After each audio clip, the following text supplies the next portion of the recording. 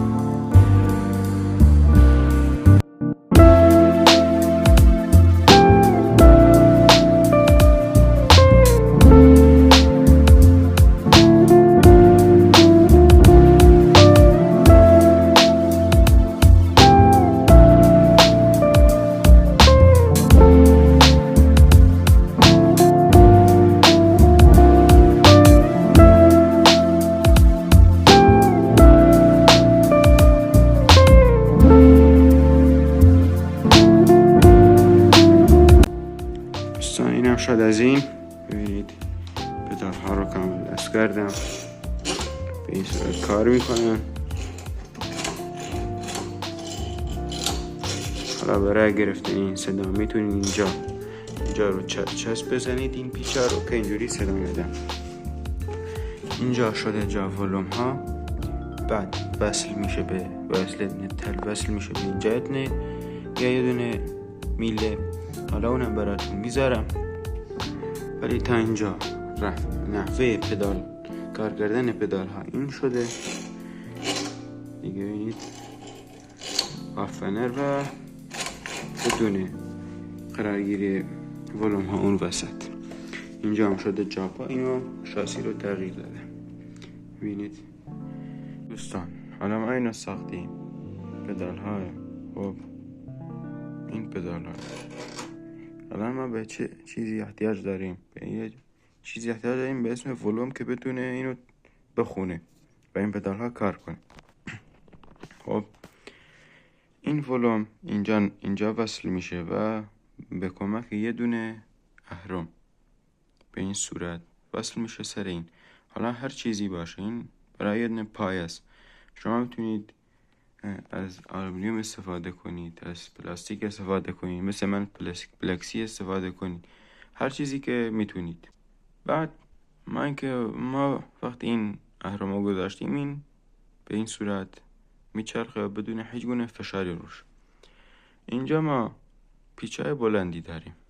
خب به این صورت من یه دونه مهره گذاشتم که اینجا فاصله بده.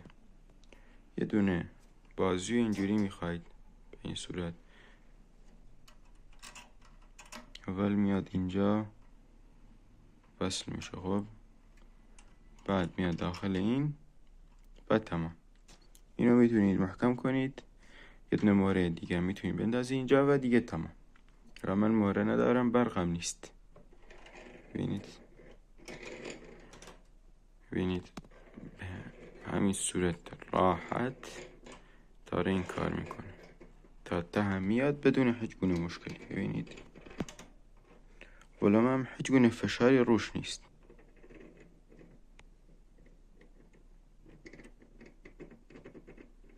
میبینید بدون هیچ گونه فشار بدن بازو و دیگه تمام. خب دوستان این شده از پدال ها و تکمیل شد. حالا سیم کشیش مونده که اون برای پارت های بعده و روی این پدال نیست و باید اون وسایل دیگه هم بهینه کنیم مثل این. خب این شد از کار کرده پدال ها و بشه کار کردشون.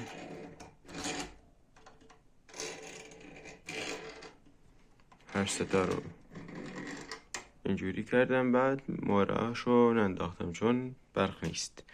برای این پشتم یه وارنیش انداختم این پشتشون که دیگه در نیاد. ببینید دیگه در نمیاد. شاسیش هم تغییر دادم که بتونشون دادم داخل ساخت بود و این شد و تمام. حالا ببینم پدال میشناسی اینقدر حرفه‌ای باشه و خفن دست ساز، برید بسازید و عشق کنید. فعلا خداحافظ.